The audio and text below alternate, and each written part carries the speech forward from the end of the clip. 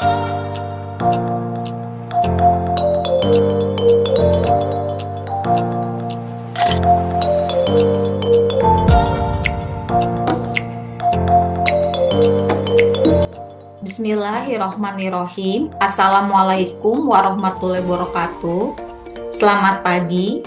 Perkenalkan, saya Ibu Insinyur Fitriana Sarifah, STMT IPM, dosen S1 jurusan Teknik Sipil Fakultas Teknik Universitas Siliwangi, Kota Tasikmalaya, Provinsi Jawa Barat. Untuk pernyataan diri dosen dalam unjuk kerja Tridharma Perguruan Tinggi PDD UKT-PT bidang pengajaran, pada kesempatan ini saya akan unjuk kerja bidang pengajaran pada mata kuliah Desain Pondasi Dalam, kode kuliah KP 701160001 pada semester 6 dengan bobot 2 SKS yang berbasis Outcome Based Education OBE. Gambaran umum, mata kuliah ini mempelajari konsep, prinsip, dan perancangan pondasi dalam untuk mendukung struktur pada berbagai kondisi tanah melalui analisis parameter geoteknik, daya dukung aksial, tekan dan tarik, tiang pancang maupun tiang bor tunggal, pengaruh negatif skin friction, daya dukung lateral, daya dukung pondasi tiang kelompok, serta penurunan pondasi. Selain itu, mata kuliah ini membahas evaluasi kinerja pondasi dalam berdasarkan hasil pengujian pembebanan, aksial, pengujian dinamik menggunakan PDA, dan pengujian pembebanan lateral sebagai dasar dalam menganalisis, merancang, dan mengevaluasi pondasi dalam sesuai dengan kaidah dan standar geoteknik yang berlaku. Setelah mengikuti pembelajaran sesuai RPS, kemampuan mahasiswa yang diharapkan yaitu sesuai capaian pembelajaran mata kuliah CPMK 1, yaitu mampu merumuskan konsep teoritis sains rekayasa, prinsip-prinsip rekayasa, dan perancangan desain pondasi dalam untuk menganalisis informasi dan data sehingga mengambil keputusan yang tepat dalam mendesain pondasi dalam dengan sikap bertanggung jawab atas pekerjaan di bidang keahliannya secara mandiri atau bekerja sama dan memiliki kepekaan sosial serta kepedulian terhadap masyarakat dan lingkungan. Dan dengan sub CPMK 1, di mana capaian pembelajaran khusus pertemuan ketiga, yaitu mampu merumuskan prinsip-prinsip dasar desain pondasi dalam. Pada kesempatan ini, materi pembelajaran yang akan saya sampaikan yaitu prinsip-prinsip dasar desain pondasi dalam berdasarkan karakteristik tanah, tipe pondasi dalam, instalasi pondasi dalam, serta persyaratan dan pertimbangan dalam desain pondasi dalam. Sistem pembelajaran mode perkuliahan yang akan dilakukan yaitu sinkronus tatap muka secara daring. Metode pembelajaran yang digunakan untuk project based learning berbasis kelompok. Selanjutnya adalah rekaman untuk kerja bidang pengajaran termasuk penjelasan sistem penilaian sesuai RPS. Bismillahirrohmanirrohim. Assalamualaikum warahmatullahi wabarakatuh. Waalaikumsalam warahmatullahi wabarakatuh. Assalamualaikum warahmatullahi wabarakatuh. Suara Ibu terdengar jelas? Jelas, Bu. Jelas, Bu. Oke, Ibu sudah share screen slideshow PPT pertemuan ketiga sudah muncul belum? Muncul, Bu. Sudah, Bu. Oke, Udah, Bu. Udah, Bu. ya, sebelum menjelaskan materi, kita akan absensi terlebih dahulu ya. Hari ini merupakan pertemuan ketiga ya dari minggu ke-16. Eh, Seperti biasa ya. Jadi khusus pertemuan ketiga ini model pembelajaran yaitu sinkronus ya, tatap muka secara daring. Ibu mengingatkan ya, untuk absensi kalian harus ada minimal kehadiran yaitu 75%. Sebesar minimal 12 kali ya hadir dari 16 pertemuan. Nah, mata kuliah Desain Pondasi Dalam semester 6 sebesar bobot 2 SKS. Pada pertemuan ketiga ini kita akan membahas sub CPMK ke-1 ya, CPMK Capaian Pembelajaran Mata Kuliah, di mana kalian harus mampu membedakan dan untuk minggu ketiga fokus ke prinsip-prinsip dasar desain pondasi dalam. Ibu ini sudah menjelaskan di minggu sebelumnya dan di pertemuan awal di pendahuluan mengenai sistem teknik penilaian, terus setiap minggunya dan bobot penilaiannya. Pada prinsipnya, mata kuliah desain pondasi dalam ini metode pembelajarannya berupa project based learning. Dan project based learningnya penilaiannya itu adalah sesuai kemajuan tiap minggunya. Dan kemajuan tiap minggunya itu bobot penilaiannya ada di RPS yang lebih detail ya. Ada di sintesis yang tadi bisa kalian download sendiri. Oke, lanjut.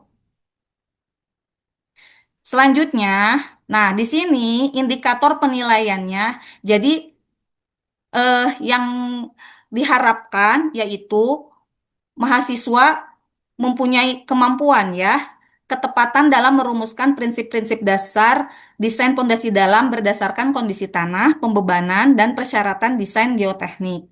Di sini ada kalian juga bisa menggunakan ya buku yang Ibu berkolaborasi dengan dosen lain menulis yaitu buku ajar mekanika tanah dan pondasi. Ada di bab 8 yaitu pondasi dalam. Dan untuk jurnal artikel pendukung ya terdiri dari dua, bisa kalian lihat dan bisa dicek di Google Scholar Ibu untuk bisa mengakses dan mendownloadnya. Ini detail ya referensi jurnal artikel yang digunakan pada perkuliahan ini. Nah, eh, kenapa harus project based learning ya? Kenapa? Dan project based learning ini berbasis kelompok. Jadi tidak individu, tapi nanti kalian berkelompok. Nah, ini Ibu akan apa putar video ya. Bisa kalian tonton sekilas ya. Here's the story.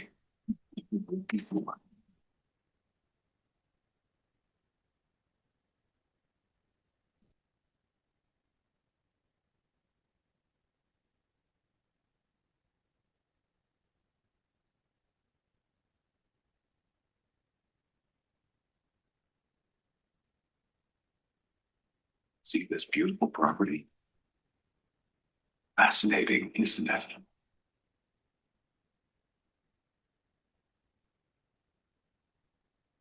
It could improve connectivity, efficiency, and ease of access in citizens' lives.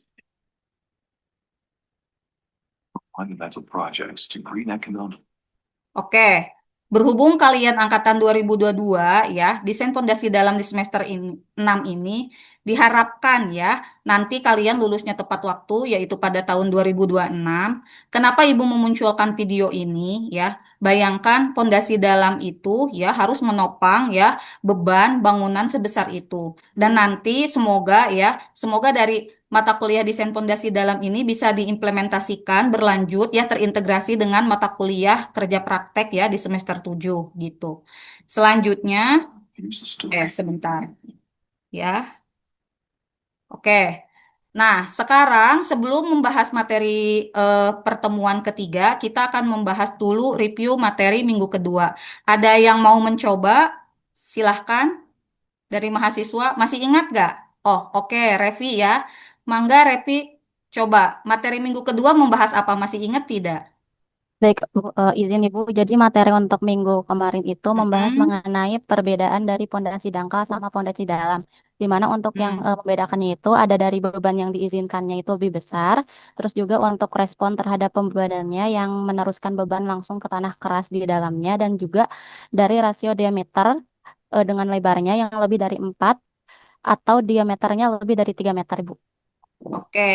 Nah, jadi bisa dibedakan ya. Kalau untuk pondasi dangkal mungkin seperti rumah tinggal gitu ya. Nah, pondasi dalam itu ya sudah bangunan atau infrastruktur yang besar seperti jembatan ya, gedung pencakar langit ya.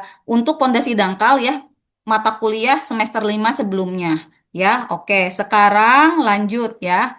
Di sini ya, pertemuan ketiga kita akan membahas materinya itu ada empat ya. Yang pertama karakteristik tanah, terus yang kedua tuh tipe pondasi dalam, yang ketiga tuh instalasi pondasi dalam, yang keempat persyaratan dan pertimbangannya. Nah, nanti silahkan dipahami ya, diikuti dengan baik materi ini karena Ibu akan mengecek ya pemahaman mahasiswa. Karena dari sikap dan keaktifan di kelas itu ada bobotnya ya sebesar 5%. Oke, lanjut dulu ya. Selanjutnya di sini kita akan membahas yang pertama karakteristik tanah. Sebelum membahas karakteristik tanah ya, di sini itu eh, pasti ada penyelidikan tanah dulu ya, penyelidikan tanah di lapangan. Dan karakteristiknya itu ya kedalamannya itu berbeda. Di SNI 84 ya 60, di sini ada bab 5 ya data geoteknik. Nah, kedalamannya itu ya ini si B tuh ya itu adalah lebar ya, lebar antara ya eh pondasi dangkal pondasi dalam, maaf, ya pondasi dalam ya yang tunggal ya dengan apa pondasi satu tunggal ke satu dengan yang kedua ya jarak antar pondasi tunggal ya yang ke satu dan kedua terus si Z satunya ini ya itu tuh adalah D plus L plus B ya L-nya itu adalah kedalaman ya kedalaman pondasi dari kepala tiang oke dan B-nya itu adalah kedalaman yaitu posisi kepala tiang dari permukaan tanah oke. Nah, ini bisa apa dilanjut apa detailnya itu referensinya itu adalah dari SNI ya. Oke, selanjutnya karakteristik tanahnya berarti jenis tanahnya ya.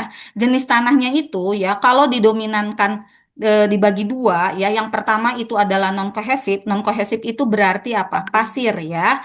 Pasir itu ya berarti tadi harus mampu meneruskan ke tanah keras ya. Nah, tanah keras di pasir itu adalah pasir sangat padat.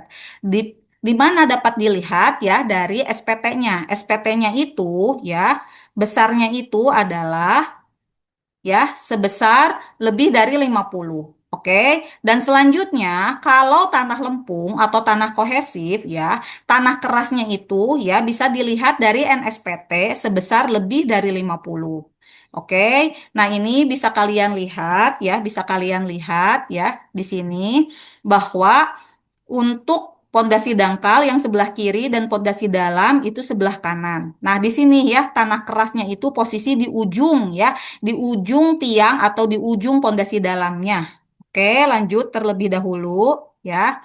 Nah, seperti ini ya. Seperti ini adalah profil tanah di lapangan ya. Di lapangan itu bisa mendapatkan beberapa titik ya, beberapa titik penyelidikan tanah lapangan ya yang contohnya ini adalah borlog, berarti borlog itu ya dilengkapi dengan SPT ya, Standard Penetration Test. Dan bisa kalian lihat ya, kalau contoh di PPT ini adalah tanah lempung. Nah, tanah lempung ini ya, yang kedalamannya itu ya bervariasi, tapi pada prinsipnya harus terletak di tanah keras ya, yang hard, yaitu lebih dari 30.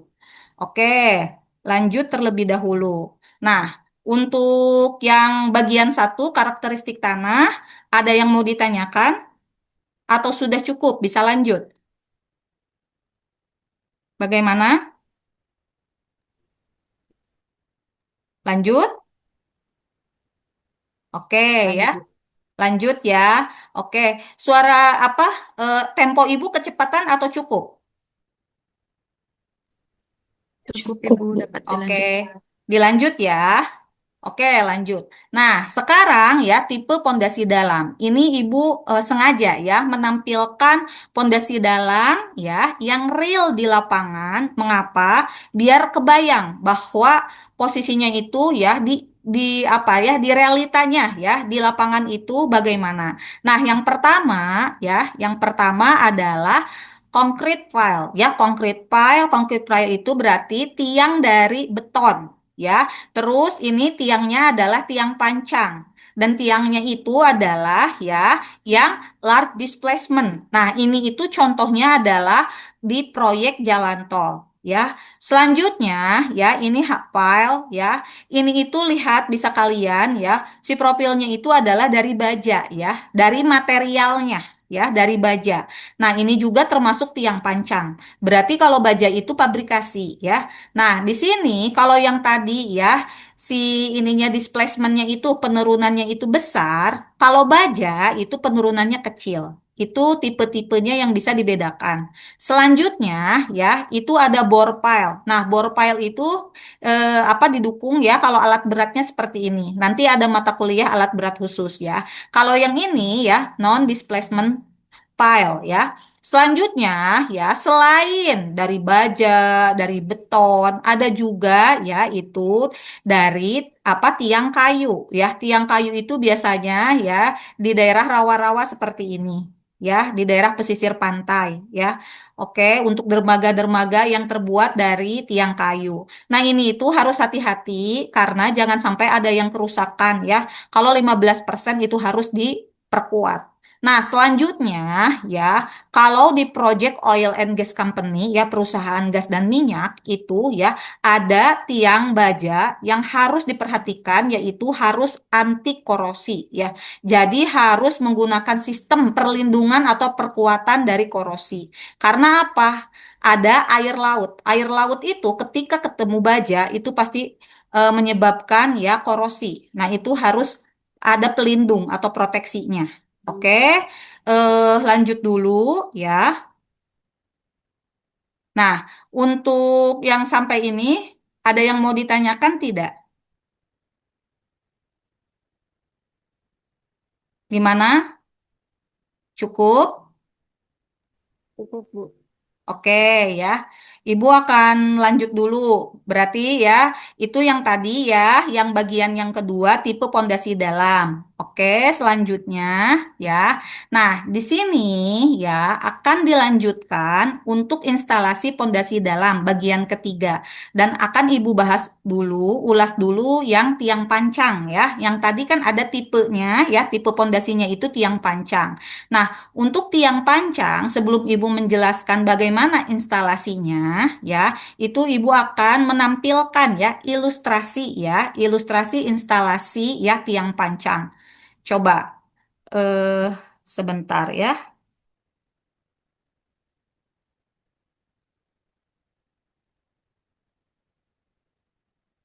Nah, seperti ini bisa kalian lihat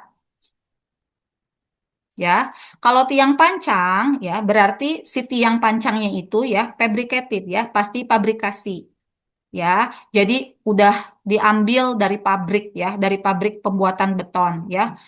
Nah, si tiang pancang ini ya, dipancangnya itu menggunakan alat berat dan di sini istilah alatnya itu adalah hammer ya, hammer. Nah, seperti ini ya. Jadi si tiangnya itu kayak dipukul ke bumi gitu, kayak kalian maku lah ya. Nah, ini seperti ini ilustrasinya. Selanjutnya ya, tahapannya itu ya, tiang pancang itu harus kalian tahu dulu karena pabrikasi, oh mutu betonnya mau berapa.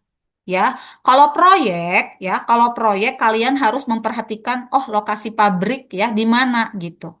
Karena pasti mengambil yang terdekat. Jadi harus memperhatikan ya, kalau instalasi tiang pancang itu memikirkan ya transportasinya bagaimana gitu.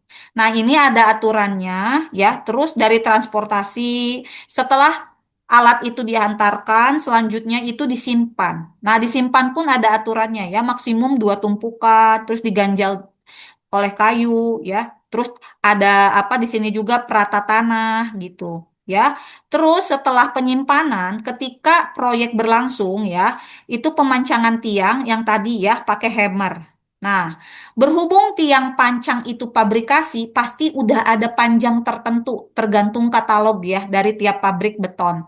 Nah, ini itu ya ketika si tiang pancangnya itu kurang ya, kurang panjangnya, mau tidak mau ya harus disambung. Makanya ada istilah penyambungan tiang ya. Di sini itu dengan sambungan las ya.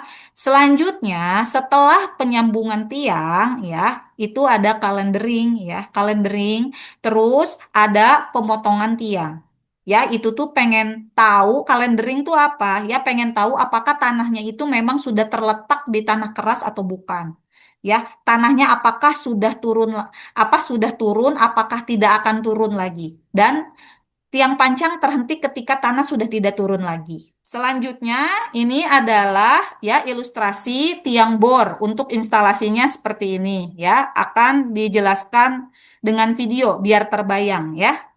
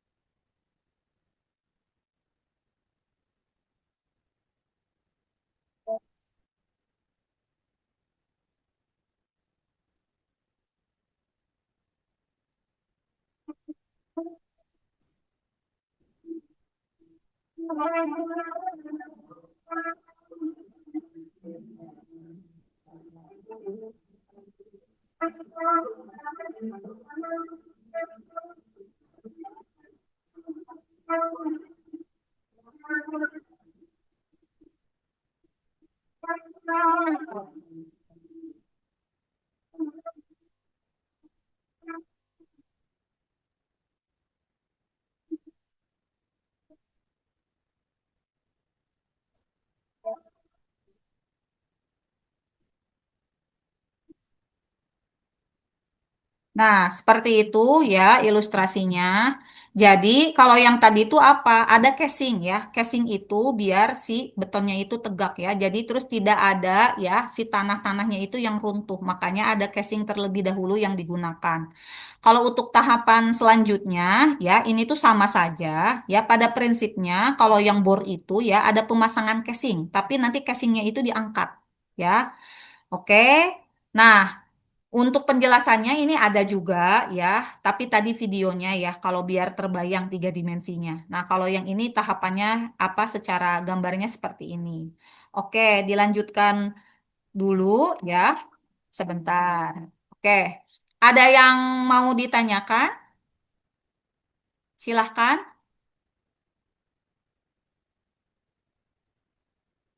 Ada yang mau ditanyakan? Boleh dengan apa? Oh iya, Izin nanya, Aji. Bu. Boleh, boleh. Silahkan. Eh, di antara kedua tadi, apa yang paling mendasari pemilihan fondasi dalam ini, Bu, antara tiang pancang dan tiang bor, Bu? Oke, Ibu Itu yang akan paling mendasarinya jelaskan. apa ya, Bu, Oke, ya oke. pemilihannya?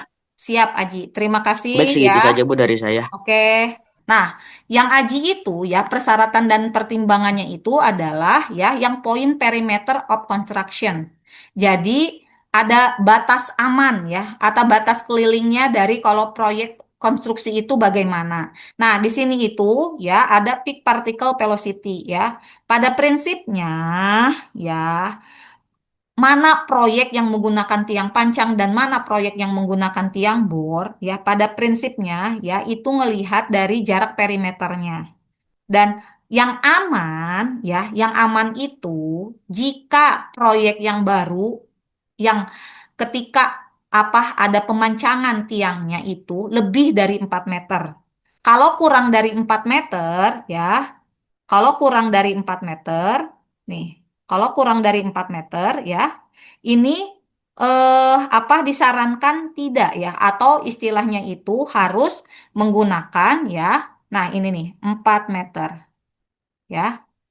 Kalau tidak tidak lebih dari 4 meter bisa ya tiang pancang. Kalau kurang harus tiang bor. Ya, ini kenapa? Karena ada efek pemancangan tiang. Ya, efeknya itu yang di sini nih. Ada yang udah mengganggu kalau lebih dari 4 meter itu. Ya, jadi ada perpindahan atau ya displacement tanah yang ke arah samping, Aji, karena tergetar gitu. Ada getaran. Getaran itu secara gelombang dia itu ya seperti beban beban lateral ya atau beban horizontal. Oke, Aji, sudah menjawab belum? Sudah, Bu. Baik, terima kasih, Bu. Oke, ya. Mungkin lanjut dulu ya. Nah, sekarang eh Ibu pindah ke slide sebelumnya ya. Nah, jadi apa sih pertimbangannya itu ada 4 ya. Yang pertama itu adalah struktural dan geotechnical kapasitas. Jadi kapasitas dari tanahnya dan kapasitas dari si tiangnya juga. Dan tiang itu berarti strukturnya. Dan nanti ya akan dibahasnya itu ya untuk pertemuan 5 sampai 7 sesuai RPS ya. Ini akan dibahas ya dari daya dukung tiang tunggal ya, baik aksial, tekan atau tarik, dan ada yang lateral, dan di minggu ke-9 baru yang kelompok.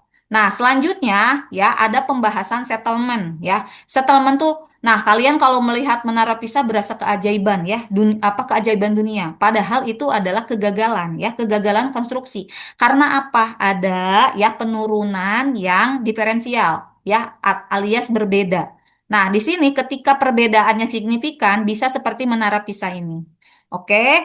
Nah, selanjutnya di minggu terakhir yaitu 12 ke minggu 15 ya, itu akan ada pengujian fungsinya dengan uji pembebanan. Ya, jadi ada 4 nih persyaratan dan pertimbangannya. Nanti kalian akan mengulas keseluruhan ya. Jadi mulai apa selanjutnya dulu ya akan Ibu bahas ya. Coba di sini dulu. Nah, sebelum Ibu bahas tentang tugas PJBL, ada yang mau bertanya dulu atau sudah cukup? Cukup, Bu. Cukup. Oke, lanjut dulu. Nah, ya, materi pertemuan ketiga ini ya sudah selesai karena tadi Ibu udah jelaskan ya, ada 4 bagian materi di pertemuan ketiga. Nah, sebelum ditutup ya, seperti biasa ya kita akan refleksi pembelajaran ya atau menyimpulkan. Nah, biasa dan ini harus mahasiswa. Coba Ibu mau mengetahui apakah mahasiswa itu paham yang dijelaskan Ibu atau kurang? Ya, coba kita akan membahas tentang materi karakteristik tanah dulu deh di pertemuan 3 ini. Ada yang mau coba nggak mengulas tadi yang menyimpulkan materi hari ini ya, yang bagian 1 karakteristik tanah ada yang mau coba? Oh, oke. Era Nabila raise hand. Silahkan Era. Baik, Bu. Izin menyampaikan kesimpulan. Jadi, karakteristik tanah yang di lapangan yang paling sesuai untuk fondasi dalam itu em, yang ideal pada tanah lempung dengan konsistensi keras dengan NSPT lebih dari 30 dan tanah pasir dengan kepadatan sangat padat dengan NSPT lebih dari 50. Oke Sekian, Bu. ya, terima kasih Era. Nanti dicatat ya sama Ibu ya. Oke, itu masuk penilaian sikap dan keaktifan di kelas ya, yang 5%. Nah, oke. Nah, tadi udah ya, semua bagian sudah diulas ya. Selanjutnya ya, apakah masih ada yang mau ditanyakan atau sudah cukup? Nah, ini cukup. Mungkin kalau dari Ibu materinya ada yang mau ditanyakan atau sudah cukup? Cukup, Bu. Cukup. Kalau Cukup, Bu. sudah baik, kalau sudah cukup, Ibu akhiri ya. Wabillahi taufiq wal hidayah. Wassalamualaikum warahmatullahi wabarakatuh. Alhamdulillah, sekian pernyataan diri dosen dalam unjuk kerja Tridharma Perguruan Tinggi PDD UKT-PT bidang pengajaran saya. Terima kasih kepada Kemendikti Saintek yang telah memperkenankan saya untuk melaksanakannya. Mohon maaf jika ada yang masih kurang, semoga saya bisa semakin mengembangkan bidang pengajaran saya. Akhir kata, wabillahi taufiq wal hidayah. Wassalamualaikum warahmatullahi wabarakatuh.